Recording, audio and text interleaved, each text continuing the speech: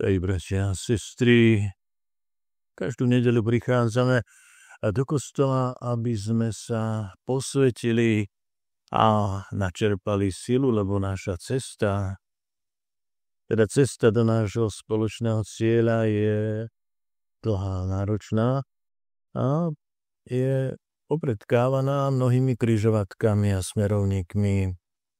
Takže nie je to cesta len rovná a široká, je treba niekedy dávať pozor, aby sme správne odbočili. A tá cesta je plná lákadiel, ktoré si môžeme povšimnúť, najmä keď sami odolávame tomu, čo sa nám ponúka. A vo Svetom písme dnes sme počuli od Ježiša výzvu: nenechajte sa zviesť. Prečo je táto výzva aj dnes ešte aktuálna? Pretože v každom čase diabol a jeho zvody sú pre nás nebezpečné. V stredoveku maľovali diabla s rohami a bydlami v ruke. A dnes hovoríme o zvodoch diabla, že sú rafinované, psychologicky cielené, že sú to útoky na našu dušu, ktoré prichádzajú v modernom, lákavom balení. Teda hneď si povieme, a čo to je? A chceme, tak ako to nachádzame aj vo Svetom písme, skúsiť, pretože na pohľad je to lákavé, a na skús, alebo teda na to, aby sme vedeli, čo to obnáša, tak nás naozaj diabol vie namotať. Aby sme obstali, najskôr je treba pochopiť, že ako to zvádzanie funguje. Takže trošičku budeme hľadiť na toto psychologicky. Zvádzanie je ako ilúzia, ktorá nám ponúka rýchle uspokojenie. Teda diabol nám šepká, že všetko máme pod kontrolou. Pri väčšine lákadiel máme pocit, že si to môžeme vyskúšať. Že stále sa vieme vrátiť. Že nám nič nehrozí. Že to je bezpečné. A toto je najväčší problém, ktorý sa naozaj odkrýva, že my nemáme strach pred tým, čo nám ponúka diabol, pretože sme vo svojom ponímaní neohrození. Tak sa cítime. Ja mám nad všetkým moc, viem veci ukočirovať tak, ako sa mi páči, môžem vyskúšať a kedykoľvek sa môžem vrátiť, všetko to môžem zanechať. Lenže tento klám znižuje náš strach a kontrolu a toto je tendencia, ktorá nás blíži k riziku okamžitého uspokojenia toho, po čom túžime, a na druhej strane závislosti. Teda často ignorujeme dlhodobé následky v prospech pôžitku a táto doba nám naozaj ponúka neustále všetko hneď. Potrebuješ peniaze? Tu ich máš, zajtra ich dostaneš. Koľko potrebuješ? Koľko si len zmyslíš? Isté všetko má svoje hranice, ale by som povedal, že tá ideológia dostupnosti všetkého hneď tu a teraz, tá nás vedie k takému skratkovitému počínaniu. Často bez uvažovania sa púšťame do vecí, ktoré prinášajú veľké riziko.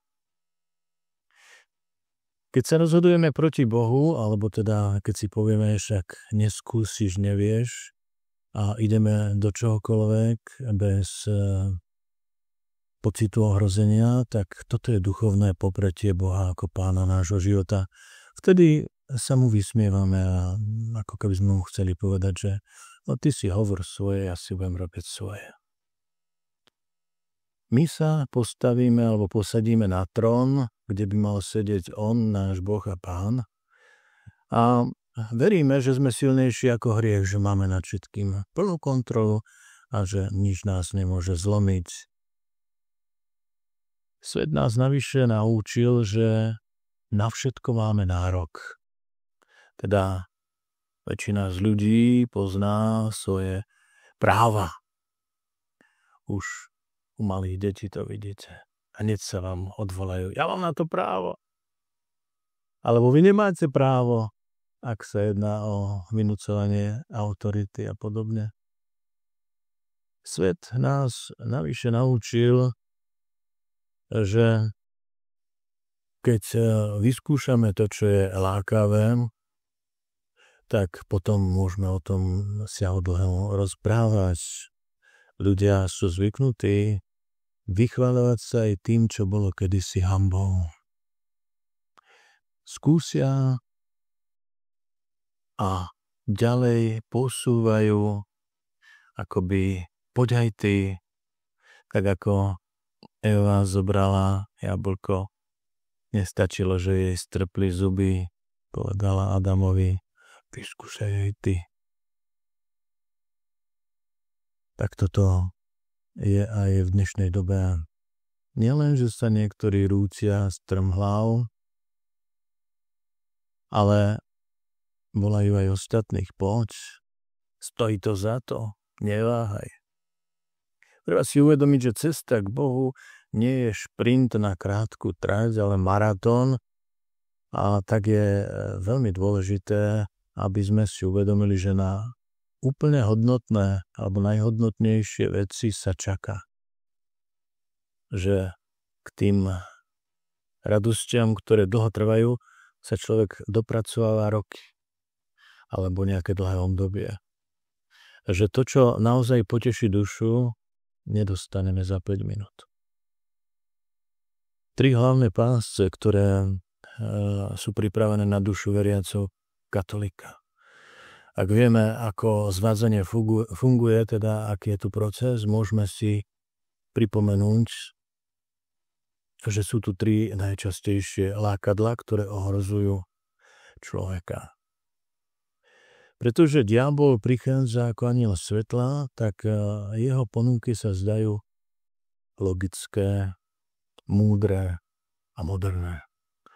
Takže človek a priori nemá dôvod sa nad tým pozastavovať alebo to hneď odmietať. Prvým je zvod pýchy a intelektuálnej nadradenosti. Je to lákadlo, ktoré nám šepká. Máš lepšie poznanie ako cirkev. Riaď sa svojim rozumom. Tvoj rozum je nad pravidlami. Ty vôbec nemusíš riešiť nejakú otázku cirkevného učenia. Veď ty to vieš najlepšie posúdiť, ty sa vieš najlepšie zarieziť. A potom v postojoch ľudí, ktorí takto sa nechajú zviesť, tak počujeme, ja viem lepšie, čo aká tradícia, čo aká minulosť. A vo vyberaní si zo Svätého písma nazývame to, že si vyzobe len to, čo mu pasuje. Vyberá si, cituje zo Svätého písma a veľmi rád taký človek. Ale len vyzobne to, čo mu pasuje do tej jeho mozaiky. A to je naozaj veľmi nebezpečné, lebo takto sa niečo posvetné stáva nástrojom diabla. Takže vytvorenie vlastného Boha, vytvorenie vlastného náboženstva, respektíve súkromného náboženstva, odmietnutie spoločenstva, ja k tomu, aby som si veril v Boha, nepotrebujem nikoho iného. Vôbec nie ľudí, ktorí sedia v kostolných laviciach, ani žiadneho kazateľa. A potom je to odvrhnutie jednoty s pápežom a teda cirkvi. Druhým zvodom je lenivosť a vlažnosť. Vo Svätom písme nachádzame takú myšlienku, že keby si bol horúci alebo studený, by to bolo v poriadku, ale keď si vlažný, vyplujem ťa z úst. Tak to hovorí Boh cez slova proroka. Vlažnosť, čo to je? Ani. Tak by sme to mohli nazvať. A tu je lákadlo veľmi ústretové. Tak často počujeme, Boh je milosrdný, ty sa nemusíš snažiť, užívaj si života. Lenivosť nie je len o fyzickom odpočinku, ale aj o úniku od duchovnej námahy. Všetko, čo je namáhavé, tak veľmi rýchlo zamietneme. Čím toto začína? Zväčša prvý ukazovateľ je zanedbávanie modlitby. Ak toto spozorujeme, tak buďme bedliví, lebo deje sa niečo, čo práve teraz popisujem, a to je naozaj útlm, ústup od horlivosti. Takže zanedbávanie modlitby je taký prvý moment, keď si uvedomíme, nejdem tou správnou cestou. Hoci len na 5 minút, predsa len venujme sa Pánu Bohu ráno, keď vstávame, v dôležitých okamihoch života, teda toho dňa, či je to pri práci alebo v iných dôležitých momentoch, keď je nám treba sa rozhodnúť, modlíme sa. Keď sa ukladáme na spánok, modlíme sa. Ďalší krok, kde môžeme odhaliť vlažnosť, je zriedkavá účasť na bohoslužbách a na sviatostiach. Vyhýbanie sa skutkom lásky a obety, totiž diabol nás presviedča, že duchovný život má byť ľahký, pohodlný a príťažlivý v zmysle toho, že keď mám chuť, tak sa modlím, keď mám chuť zajsť si do kostola, tak si tam zajdem. Nie pre Boha, nie pretože som zaviazaný, že teda je to moja povinnosť, ale preto, že mi to zrovna pasuje. Že mám na to chuť, že mi to vyhovuje a potom, keď tu chuť nemám, keď je to pre mňa aj dôvod na premáhanie, tak to vzdám. Veď na čo by som opúšťal komfortnú zónu? Pán Boh je všade. Že? To máme takú výhodu a mnohí si to takto povedia. Pán Boh je všade. No na čo pôjdem do kostola dneska? Sa mi nechce. Pane Bože, aj tu si, aj v mojej obývačke, aj na mojom konferenčnom stoliku. Takže Kristus nás volá k neseniu kríža. A to je treba naozaj vypichnúť z toho posolstva, ktoré nachádzame v Evanjeliu. Keď Pán Ježiš hovorí o nasledovaní, tak v prvom rade hovorí, kto ma chce nasledovať, nech každý jeden deň zoberie svoj kríž na svoje plecia. Teda musíme prekonávať protivenstva, ťažkosti a niekedy si ich možno aj cvične môžeme vytvoriť. Najmä vtedy, keď konáme pokánie, keď sa postíme, keď konáme skutky seba zaprenia, alebo rozhodneme sa pre niečo, čo je Bohu milé a čo si od nás vyžaduje čas, energiu a vernosť. Vlažnosť je tichý jed, ktorý pomaly zabíja radosť z toho, čo stojí námahu a túžbu po Bohu. Tretím, ale asi najrozšírenejším lákadlom je materializmus. Alebo dnes hovoríme konzumizmus. Teda tvoje šťastie závisí od toho, čo máš, čo zažiješ. Nie to, kým si, ale to, čo všetko si môžeš dovoliť. Mnohí povedia, peniaze sú mojou zábezpekou, sa cítim istý a čím ich je viac, tým sa cítim istejší v tomto nestálom svete. Je to ilúzia, o tom vieme, už mnohí doplatili na túto svoju istotu. Ale prejavuje sa to nekonečným porovnávaním sa s inými. Dnes úplne elegantne na to slúžia sociálne siete. Viete, keď sa pozriete, kto kde bol, kto si čo kúpil, a teraz je ešte moderné predvádzať otváranie, unboxing, či ak sa to povie. Ešte klepkajú po tom obale, aby každý počul, že ako to nové krásne znie. To nie je z bazáru, to nie je od staršieho brata, to je nové. A tak sa pomaličky otvára krabica a potom sa objavuje niečo krásne, nové, lesklé. Nejaký ten výrobok.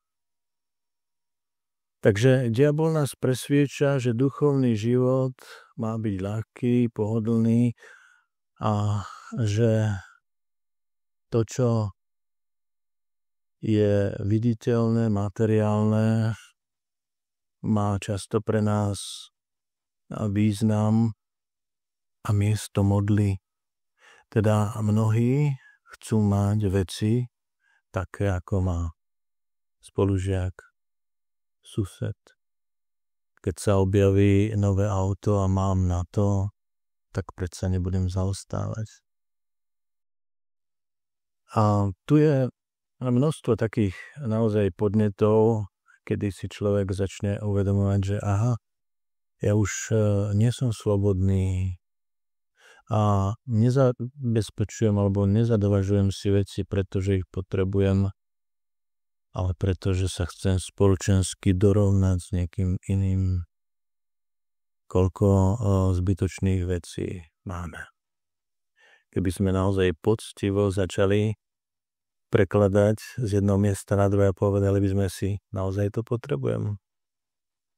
Zistili by sme možno pri mnohých, že to bola len taká chvíľková túžba niekomu sa dorovnať alebo zareagovať na reklamu, ktorá nám často ukazuje veci ako neuveriteľne užitočné, bez ktorých sa nedá zaobísť. Máme tu teda niekoľko smerovníkov, ktoré by nám mali pomáhať, ako sa chrániť pred zvodom. A je tu teda, ako sa môžeme brániť a obstáť.